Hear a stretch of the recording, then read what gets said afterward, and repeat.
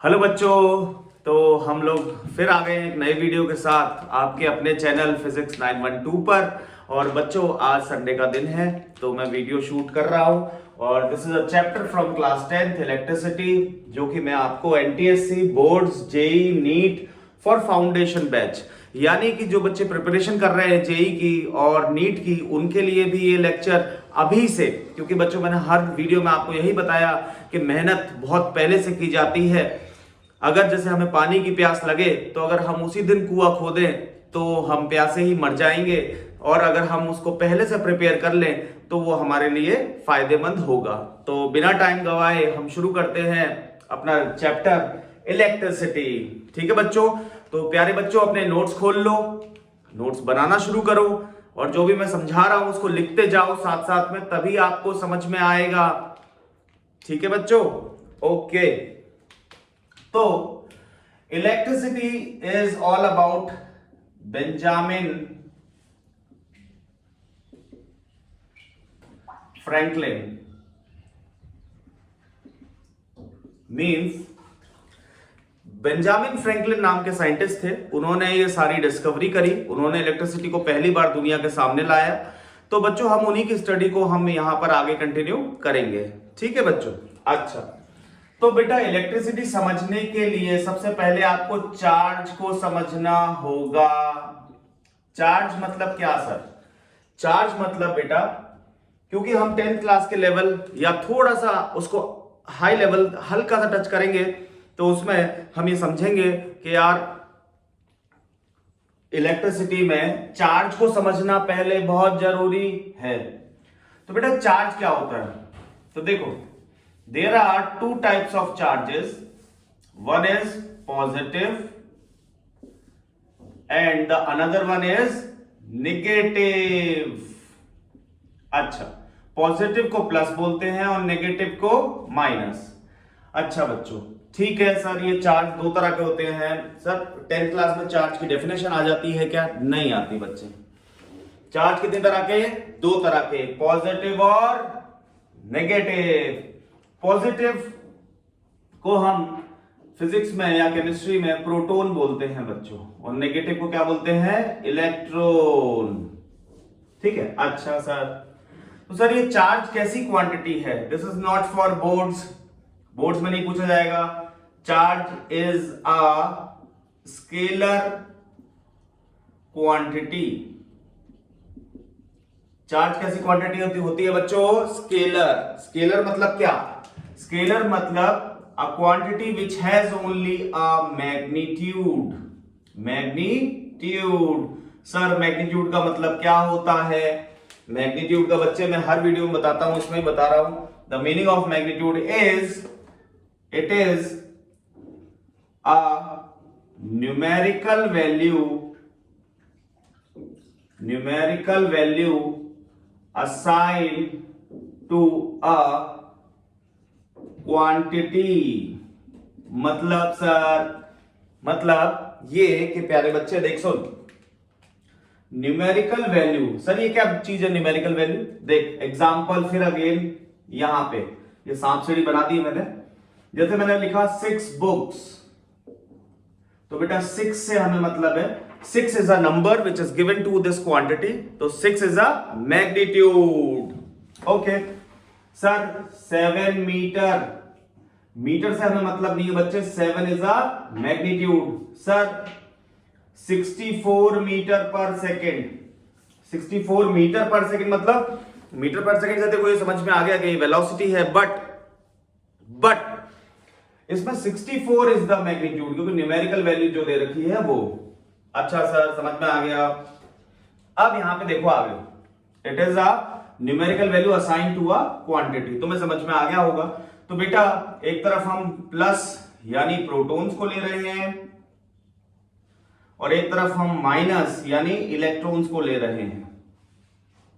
ठीक है, तो बेटा मैग्नीट्यूड कितना होता है? अब तुम समझ गए होगे मैग्नीट्यूड का मतलब। मैग्नीट्यूड का मतलब होता है प्यारे बच्चों numerical value assign to a quantity. Sir proton का magnitude that is 1.6 into 10⁻⁻⁹ C, and the amazing thing is कि बेटा जो प्रोटॉन का मैग्नीट्यूड होता है उतना ही इलेक्ट्रॉन का होता है, 1.6 इंटू 10⁻⁻19 C। सर ये C क्या है? तो बच्चे मैं अलग मार्कर से लिख देता हूं।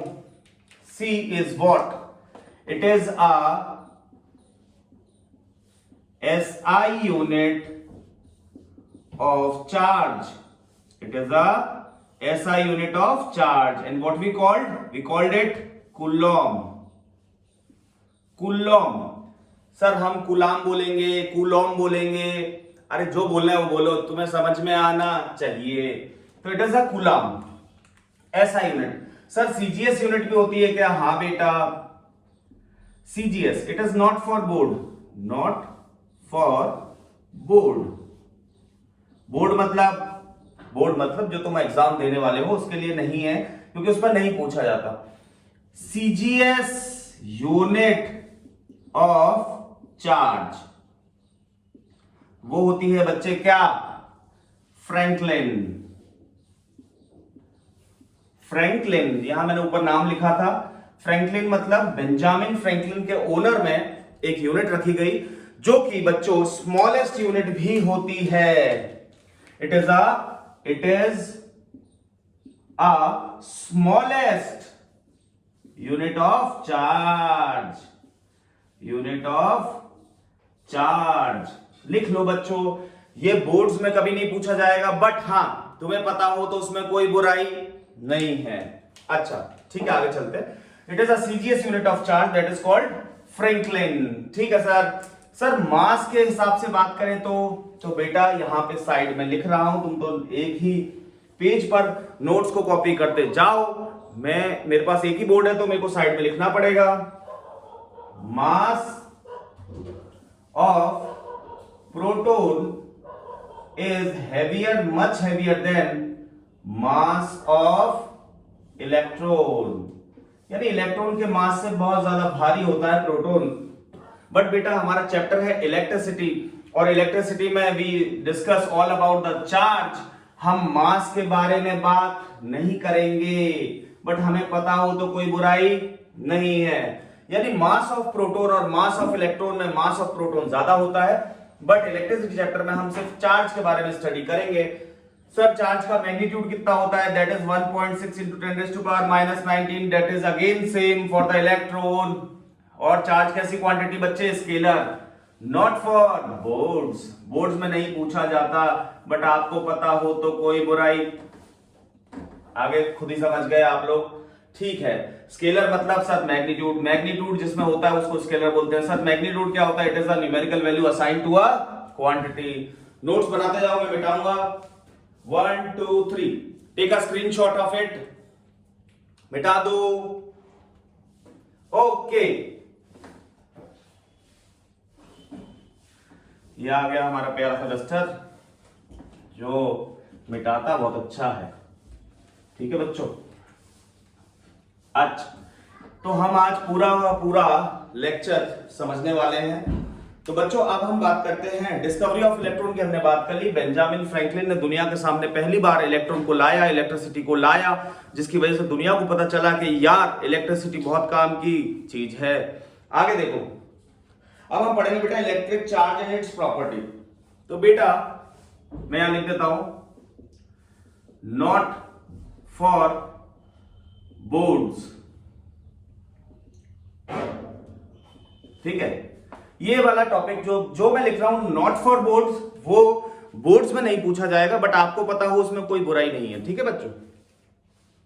देखो सर अलग मार्कर से लिखो इसको। ठीक है, तो प्रॉपर्टीज ऑफ चार्ज।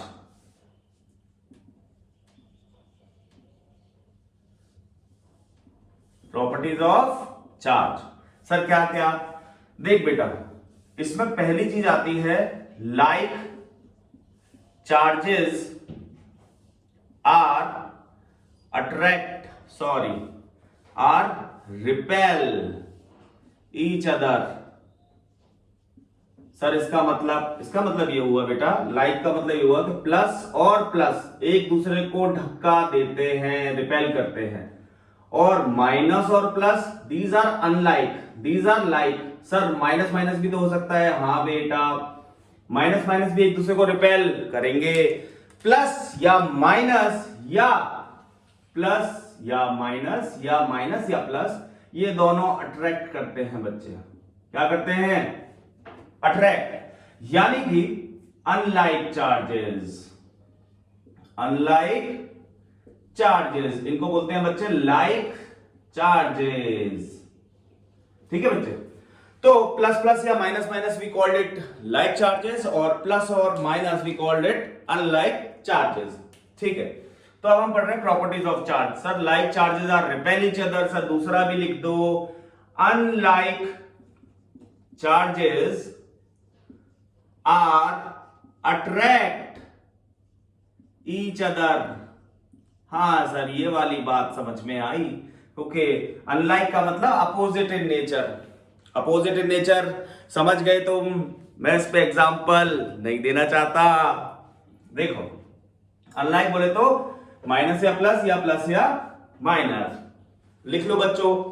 अब ये अगर मान लो प्लस और प्लस रिपेल कर रहे हैं तो सर कितने फोर्स से करेंगे? कितने फोर्स से रिपेल करेंगे? तो बेटा इसको हमें समझना होगा। इसके लिए एक लॉ है, there is a law in a physics which we called Coulomb's law. Sir ये बोर्ड्स में आएगा क्या? नहीं बेटा ये बोर्ड्स में नहीं आएगा, बट जो बच्चे तैयारी कर रहे हैं फॉर हायर एग्जाम उनके लिए इंपॉर्टेंट है, या जो बच्चे साइंस लेना चाहते हैं 11th या 12th में उनके लिए इंपॉर्टेंट है। तो देखो बच्चों, कूलॉम्स लॉ ये कहता है, कूलॉम्स लॉ सर क्या कहता है? देख बेटा, अगर यहां पर एक चार्ज रखा है जिसका नाम है Q1 और एक चार्ज रखा है यहां पर जिसका नाम है Q2, और इनके बीच की दूरी मान ले, मेरे पास डिजिटल बोर्ड नहीं है बट मेरे पास मैनुअल कलर्स बहुत सारे हैं, इनके बीच की दूरी है R। सर R क्यों लिया? D ले लेते, सर S ले लेते, बेटा कुछ भी ले ले, देखो समझ में आना चाहिए। तो द फोर्स ऑफ, सर ये दोनों प्लस हैं क्या? हाँ बेटा, अगर यहां प्लस नहीं लगाया या माइनस नहीं लगाया तो आपको खुद समझ जाना है कि ये क्या है? प्लस। तो देख ये भी प्लस, ये भी प्लस। ठीक है सर, सर ये तो लाइक हो गए, लाइक हो गए मतलब रिपेल करेंगे, रिपेल करेंगे मतलब कितने फोर्स से करेंगे? कितने फोर्स से रिपेल करेंगे या अट्रैक्ट करेंगे? सर आप हिंदी भी लिख देते हो, हाँ बेटा, ताकि बच्चों को समझ में अच्छे से आना चाहिए, हर बच्चे को समझ में आना चाहिए, इसलिए मैं हिंदी और इंग्लिश दोनों वर्ड्स, दोनों लैंग्वेजेस का यूज करता हूं। ठीक है, तो बेटा कूलॉम्स ने बोला कि the force is directly proportional to product of these two charge. अच्छा सर, फिर inversely proportional to distance square between them, means जिसके इन दोनों चार्जेस के बीच में डिस्टेंस कितना है बच्चों? r। तो r का इनवर्सली स्क्वायर होता है फोर्स। सर ये हो गई इक्वेशन नंबर 1, ये हो गई इक्वेशन नंबर 2। सर हम इन दोनों को मिलाएंगे तो हमें मिलेगा बेटा force is directly proportional to Q1 Q2 upon r square. Sir physics में हमें बच्चों, फिजिक्स में, इन फिजिक्स सुनना ध्यान से, इन फिजिक्स बेटा हम एग्जैक्ट कैलकुलेशंस करते हैं। Some time in the chemistry there are exceptions. ठीक है थोड़ा सा लैंग्वेज ऊपर नीचे हो गई, एक्सेप्शंस। ठीक है, फिजिक्स केमिस्ट्री में एक्सेप्शंस होते हैं, but in the physics there is no exceptions. मतलब सर एक्सेप्शन, यस। तो बेटा यहां पर डायरेक्टली प्रोपोर्शनल साइन लगा हुआ है, सर हमें इसको हटाना पड़ता है। क्यों हटाना पड़ता है? क्योंकि हम एकदम एग्जैक्ट क्वांटिटी चाहते हैं, इसलिए हम डायरेक्टली प्रोपोर्शनल साइन को हटाते हैं। सर साइड में समझाओ डायरेक्टली प्रोपोर्शनल का मतलब क्या होता है? देख बेटा, डायरेक्टली प्रोपोर्शनल का मतलब होता है बेटा कि if A is directly proportional to B, इसका मतलब A भी बढ़ रहा है तो B को भी बढ़ना पड़ेगा। Sir A is directly proportional to B, sir A घट रहा है तो B को भी घटना पड़ेगा। यानी अगर ये क्वांटिटी बढ़ेगी तो इसको भी बढ़ना होगा, ये क्वांटिटी घटेगी तो इसको भी घटना होगा। इस तरह के रिलेशन को बेटा क्या बोलते हैं? Directly proportional. सर बस एक ही होता है क्या? नहीं, एक और होता है इनवर्सली प्रोपोर्शनल। इनवर्सली प्रोपोर्शनल, मैं पूरा नहीं लिख रहा हूं। इनवर्सली का मतलब होता है A is inversely proportional to B. It means if we increase the quantity A, then the quantity B will decrease. और the opposite thing is, sir दूसरे मार्कर से, हाँ बेटा, अगर A घट रहा है तो B बढ़ेगा।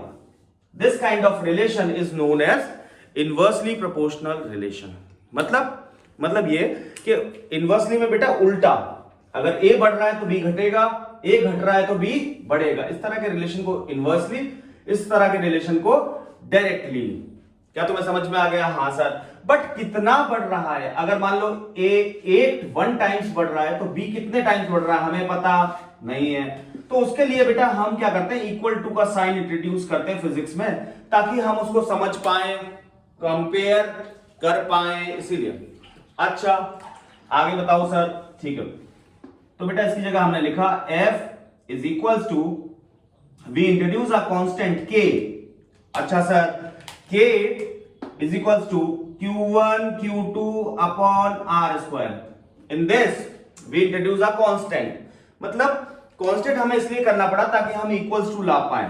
बाकी तो देखो मेरी बात सुनो बच्चों, आप लोग अभी 10th में हो तो 10th के हिसाब से इतना बहुत है। बट मैं तो K की वैल्यू भी बता सकता हूं आपको। K की वैल्यू होती है 1/4 पाई एप्सिलॉन नॉट, और न्यूमेरिकल वैल्यू होती है 9 × 10⁹ न्यूटन मीटर स्क्वायर पर कूलम स्क्वायर।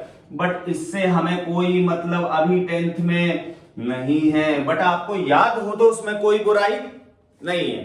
ठीक है बच्चों, इसको लिख लो।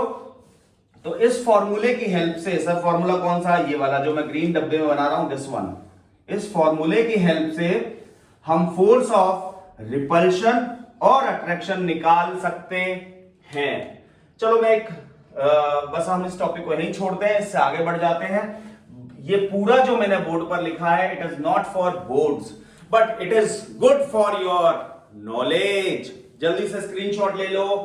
1 2 3, फटाफट से एक बार जल्दी से स्क्रीनशॉट लो। ओके, मैं मिटाने जा रहा हूं। ठीक है बच्चों, ओके सर। बच्चों आप सीखते जाओ, मेरा एक ही मोटो है, ताकि बच्चे होशियार बने, सीखें, जिंदगी में कुछ करें। ठीक है बच्चों, तभी मैं आपके लिए इतनी मेहनत कर रहा हूं यहां पर, जबकि आज तो छुट्टी है, आज तो संडे है। ठीक है, ओके। तो अब हम आगे बढ़ते हैं बच्चों। हमने ये पढ़ लिया कि अगर प्लस प्लस होंगे तो वो एक दूसरे को रिपेल करेंगे, और माइनस माइनस होंगे तो भी एक दूसरे को रिपेल करेंगे। सर क्यों? क्योंकि इनको लाइक चार्जेस बोलते हैं। क्या बोलते हैं? Like charges. और अगर प्लस या माइनस, या फिर माइनस और प्लस ये अट्रैक्ट करेंगे बच्चों, क्या करेंगे? अट्रैक्ट। तो इनको क्या बोलते हैं? Unlike charges. Unlike charges. Very good. अच्छा ठीक है सर। सर आ जाओ वापस बोर्ड्स पे आ जाओ, बोर्ड्स के रिगार्डिंग आ जाओ। ठीक है बेटा, आ रहे हैं। उससे पहले तेरे को एक और चीज बता दूं कि बेटा 3 तरह के मटेरियल होते हैं। Material according to physics, according to electricity. Sir कौन कौन से होते? तो 4 तरह के हैं, बट बेटा अभी तू 10th क्लास में, इसलिए मैं ज्यादा नहीं समझाऊंगा चौथा वाला, तेरे को 12th में समझाऊंगा जब तू 12th में आ जाएगा। तो देख, पहला होता है कंडक्टर। सर कंडक्टर मतलब क्या? बाद में अभी बताता हूं, 1 मिनट पहले मैं लिख लूं। दूसरा होता है बेटा इंसुलेटर। इंसुलेटर। सर आपने बीच में क्यों नहीं लिखा, यहां पे क्यों नहीं लिखा? उसके पीछे का लॉजिक है, अभी बताऊंगा। और बेटा तीसरा को थोड़ा सा नीचे करके लिखते हैं, it's a super conductor. Super conductor. Sir ये तो नाम ही अच्छा लग रहा है, सुपर कंडक्टर, तो इसका लॉजिक भी अलग ही है, अब हम सीखेंगे। और बीच में बेटा कंडक्टर और इंसुलेटर के बीच में एक और मटेरियल्स की क्वालिटी आती है, that is called semi conductor. Semi conductor. अच्छा सर, एक तो हो गया कंडक्टर, एक हो गया सेमीकंडक्टर, एक हो गया इंसुलेटर, एक हो गया सुपर कंडक्टर। तो बेटा सर थोड़ा थोड़ा सा इंट्रोडक्शन इन दोनों के बारे में तो पूरा दूंगा क्योंकि ये तुम्हारे 10th में है, बट इन दोनों के बारे में तुम्हें 12th में पता चलेगा। देखो बच्चों, कंडक्टर मतलब विच allows the flow of charges, flow of free electrons। Sir आपने अभी चार्जेस बोला फिर इलेक्ट्रॉन्स बोल दिया, ऐसा क्यों? उसके पीछे का लॉजिक भी तेरे को अभी समझाने वाला हूं, तू बस अभी लिखते जा, नोट्स बनाते जा। अच्छा सर, मतलब which allow the flow of free electrons through it, हाँ, अपने अंदर से फ्री इलेक्ट्रॉन्स को जाने दे, उस तरह के मटेरियल को बेटा हम बोलते हैं कंडक्टर। सर इंसुलेटर क्या? इंसुलेटर मतलब which do not allow the flow of free electrons through it, मतलब जो अपने अंदर से फ्री इलेक्ट्रॉन्स को ना जाने दे उसको हम क्या बोलते हैं असली में बच्चे? यहां पर एक थोड़ा सा एक और इसको हम स्पेसिफाई कर सकते हैं कि जो जाने ना दे, उससे अच्छा अगर हम ये लिख दें कि it do not have free electrons. इसमें इलेक्ट्रॉन्स ही नहीं होते बच्चे, फ्री नहीं होते। सर ये क्या होते हैं फ्री इलेक्ट्रॉन्स? अभी आगे मैं वीडियो में समझाऊंगा तो बट तू लिखते जा नोट्स, या तो ये लिख दे कि do not allow the flow of free electron through it, या ये लिख दे कि फ्री इलेक्ट्रॉन ही नहीं होते, ले बीमारी खत्म, फ्री इलेक्ट्रॉन ही नहीं होते। अच्छा सर सुपर कंडक्टर क्या होते हैं? सर थोड़ा सा तो बताओ। हाँ चल थोड़ा सा बताता हूं, वैसे बाकी तू 12th में सीखेगा, बट देख सुपर कंडक्टर का मतलब होता है कि at a certain temperature,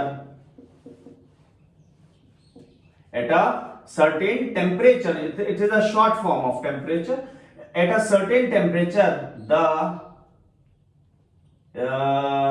थोड़ा सा भारी लगेगा 10th क्लास के हिसाब से, ये 12th क्लास का टॉपिक है, बट हाँ फिर भी बता देता हूं कि बेटा at a certain temperature it allow freely the flow of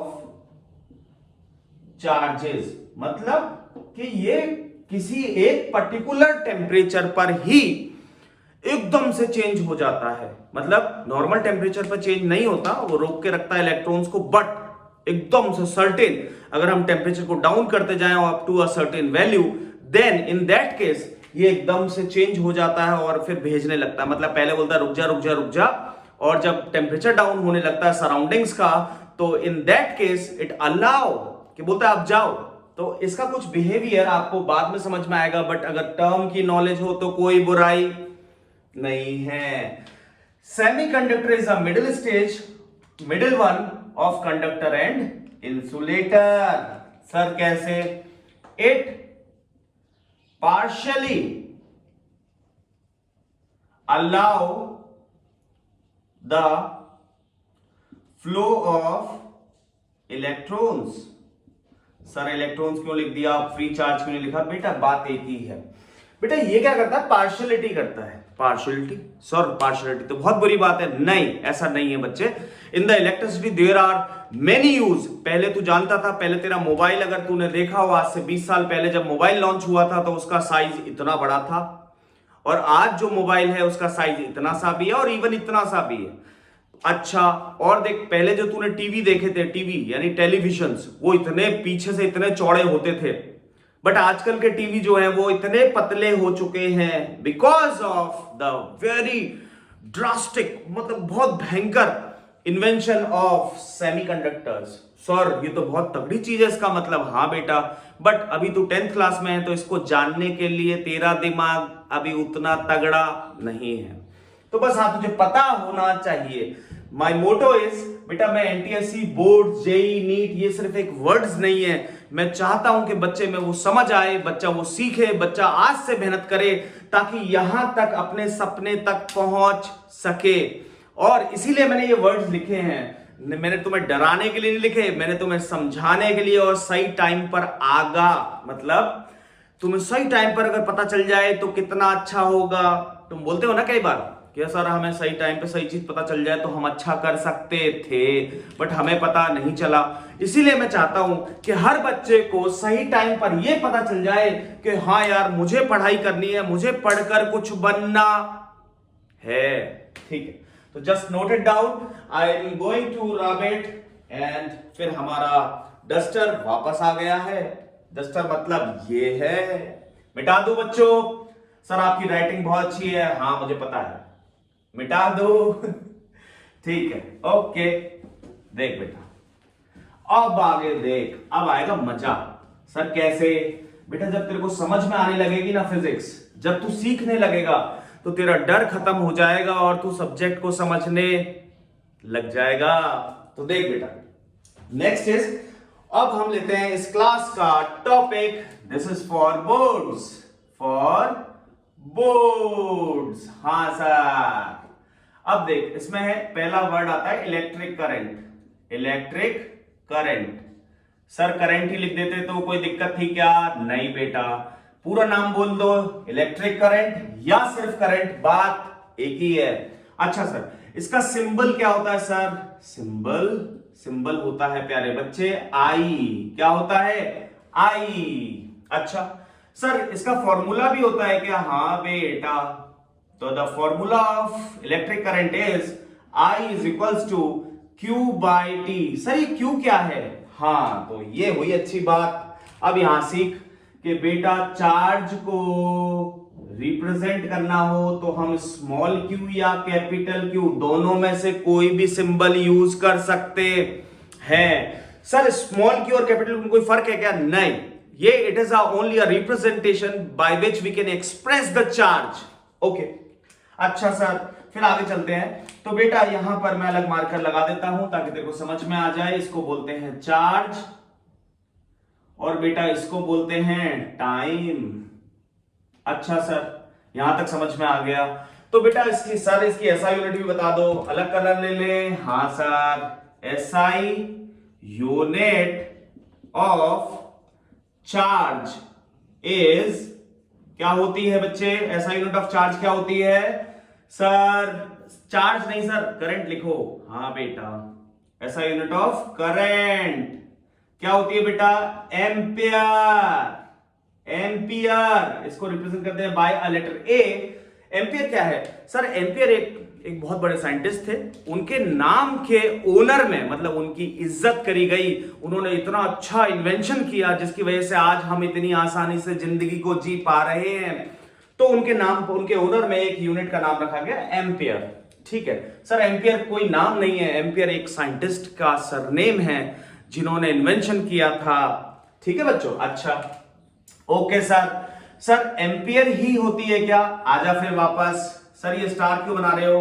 क्योंकि ये एनटीएससी या फिर अदर कॉम्पिटिटिव एग्जाम्स के लिए है। क्या सर? कि इसकी बेटा असली में हम और भी यूनिट्स यूज करते हैं, that is called 1 micro ampere, that is known as 10 to the power -6 ampere, और 1 milli ampere, that is called 10 to the power -3 ampere. Sir ये नाम तो बिल्कुल नया है। हाँ बेटा, इसका नाम है माइक्रो। असली में इसको म्यू बोलते हैं, लिख लेना तो हम अपने नोट्स में। You mention this term is called mu, but यहां पर इसको क्या बोला गया? माइक्रो। अरे यार बेटा, एक चीज का सिंबल जो है वो म्यू है, मतलब इसका नाम म्यू है, बट इसको बोला क्या जाता है? माइक्रो। अच्छा सर, इसका नाम क्या है? इसका नाम है मिली। ओके, तो सर इसकी कुछ वैल्यू होती है? हाँ बेटा, 10 to the power -6। इसकी कुछ वैल्यू होती है क्या? हाँ बेटा, 10 to the power -3। सर हमें ये वैल्यू क्यों याद करनी है? ये वैल्यू इसलिए याद करनी है बेटा क्योंकि जो भी तू न्यूमेरिकल करेगा, देख यहां लिख ले, बहुत इंपॉर्टेंट तेरे काम की बात है। जो भी मैं हिंदी में भी लिख देता हूं बच्चों, ताकि बच्चों को समझ में आए। आप ये मत सोचना कि टीचर को सिर्फ हिंदी आती है, इंग्लिश नहीं आती, ऐसा नहीं है। आप ये समझो कि टीचर सिर्फ आपको समझाने की कोशिश कर रहा है, और आपको समझ में आए तो शेयर और सब्सक्राइब, लाइक जो करना है वो करो। तो बेटा जो भी हम फॉर्मूले में वैल्यूज पुट करते हैं, पुट का मतलब रखते हैं, पुट करते हैं, वो हमेशा SI सिस्टम में होनी चाहिए। बच्चे SI सिस्टम ऑफ करंट या फिर क्या है, एम्पियर। बट सर यहां पर तो माइक्रो एम्पियर था, इसीलिए हमें कन्वर्ट करना पड़ा। अब तुम्हें समझ में आ गया, this is a very important thing, कि इसकी वजह से आप सवालों को आसानी से सॉल्व कर पाओगे और इवन जल्दी सॉल्व कर पाओगे प्यारे बच्चों। तो हमें पता होना चाहिए। सर हमें एग्जांपल भी देके बताओ। ले बेटा एग्जांपल भी समझ, जैसे कहीं पे लिखा आ गया 7 माइक्रो एम्पियर, तो तू क्या लिखेगा, 7 × 10⁻⁻6 एम्पियर। प्यारे बच्चों आज तो तुम्हें लग रहा होगा कि यार सर एक्स्ट्रा भी पढ़ा रहे हैं, बट हाँ अगर तुमने साइंस ली और जब तुम 12th में बैठोगे तो तुम्हें ये पता चलेगा यार ये तो हमें 10th में ही सिखा दिया था, जो टीचर 12th में समझाने की कोशिश कर रहा है। तो it is a 7 micro ampere. Sir इसको वैल्यू पुट कर देंगे क्या, नहीं, हमें इसको कन्वर्ट करना होगा किसमें, स्टैंडर्ड में। तो इसका मतलब हमें एम्पियर में कन्वर्ट करना होगा। तो बेटा इसको नोट कर ले। सर इसकी डेफिनेशन भी लिखवाओ करंट की। हाँ बेटा लिख। तो डेफिनेशन ऑफ करंट, डेफिनेशन या how we define the current. तो सर इसकी डेफिनेशन होती है बेटा, लिख ले, यहां पर मैं लिखा देता हूं, that is the flow of charges in per unit time through a conductor is called ampere, और सर हम एम्पियर की जगह, चलो मैंने इसको ब्रैकेट में बंद कर दिया, is called करंट। बेटा एक ही चीज है, या तो ऐसा यूनिट लिख दे या ऐसे लिख दे, बट सर करंट लिखेंगे तो ज्यादा सही रहेगा क्या, हाँ बेटा करंट लिखेगा तो इट्स मोर, ठीक है। अच्छा, the flow of charges in per unit time, the flow of charges in per unit time through a conductor is called ampere, is called current. जल्दी से लिख ले, मैं मिटाने वाला हूं, जल्दी जल्दी। अच्छा सर स्कूल में हमारे कुछ और भी पूछा जा सकता है क्या, द आंसर इज यस। मैं मिटा दूं, 1 2 3, take a screenshot if you not able to write with me. चल मिटा रहा हूं, ओके। तो देख अब सुन, अब आएगा मजा, सीख रहा होगा तो तेरे को मजा आ रहा होगा। जिंदगी में कुछ करना है तो बच्चे आज से मेहनत शुरू कर दे, वरना लेट हो जाएगा। देख सर हाउ वी डिफाइन, मैं यहां लिख देता हूं, how we define 1 ampere. Sir ये कैसा क्वेश्चन हुआ बेटा, ये क्वेश्चन कई बार बोर्ड्स में आ चुका है। तो देख बच्चे बहुत सिंपल है, तेरे को बस फॉर्मूला याद रखना है, I बराबर Q/T। सर ये तो मुझे याद है। अच्छा तो बेटा I की जगह लिख दे 1 एम्पियर, चार्ज की जगह लिख दे 1 कूलम, टाइम की जगह लिख दे 1 सेकेंड। अब इसको इंग्लिश में कैसे बोलेगा, पहले हिंदी में सिखाता हूं फिर इंग्लिश में भी सिखाऊंगा। देख अगर 1 कूलम चार्ज 1 सेकेंड में फ्लो हो जाए किसी कंडक्टर से तो उसको हम क्या बोलेंगे, 1 ampere. Now we are in English, when a 1 coulomb of charge flow through a conductor in a per unit time or in a 1 second is said to be a 1 ampere। means दोबारा देख, when a 1 coulomb of charge flow through a conductor in a 1 second is said to be a 1 ampere। Sir लिख भी दो, okay चल लिख भी देता हूं। देख when a 1 coulomb of charge flow through a conductor in 1 second is said to be a 1 ampere. Okay sir, यहां तक भी समझ में आ गया। यानी जब एक कूलाम चार्ज 1 सेकंड में किसी कंडक्टर से फ्लो हो जाए तो उसको क्या बोलते हैं बच्चे? 1 कूलाम। अच्छा सर यहां तक की बात समझ में आ गई। सर इसका एक और फॉर्मूला भी है क्या? हाँ बेटा, this is for again a higher level, but हाँ बोर्ड्स में भी पूछा जाता है कई बार। तो बेटा इसको हम लिख सकते हैं NE/T। सर NE, सर ये NE क्या है? तो बच्चों इसको अलग से लिखो, I = Q/T, और दूसरा फॉर्मूला लिखो NE/T। सर N का मतलब होता है बेटा नंबर ऑफ इलेक्ट्रॉन्स, और E का मतलब लिखो बच्चों magnitude of electrons. Magnitude of electron. Sir magnitude क्या होता है? अरे मैंने अभी बताया था अपने लेक्चर में, मैग्नीट्यूड का मतलब होता है numerical value assign to a quantity. ठीक है सर टी का मतलब क्या है? टाइम, समय बहुत कीमती है बच्चे। तेरा समय अभी मत बिगाड़ना, पूरी मेहनत करना ताकि कुछ बन पाए जिंदगी में। समझ में आई? ओके। तो सर अगर हम इसको और इसको कंपेयर करेंगे तो हमें ये पता चल रहा है कि Q की वैल्यू क्या होती है? Ne। Q की वैल्यू क्या होती है? Ne। मैं अब अगला वीडियो मैं इसको पॉज ले रहा हूं फॉर सम टाइम। ठीक है, तुम इतना सा पढ़ो और फिर इसके बाद अभी हम वापस इसी वीडियो पर आते हैं। मैं आपको पॉज दे रहा हूं, मैं पॉज नहीं ले रहा हूं बच्चों। मैं तो पढ़ा सकता हूं 2 घंटे तक लगातार इतनी इंटेंसिटी के साथ, बट तुम्हें थोड़े से ब्रेक की जरूरत है।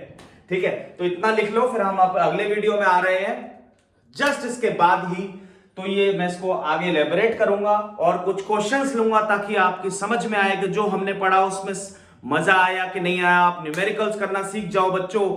फिजिक्स पढ़ना आसान है, बट फिजिक्स में न्यूमेरिकल्स अगर आपने कर लिए तो आप सही रास्ते पर जा रहे हो। ठीक है बच्चों? ओके।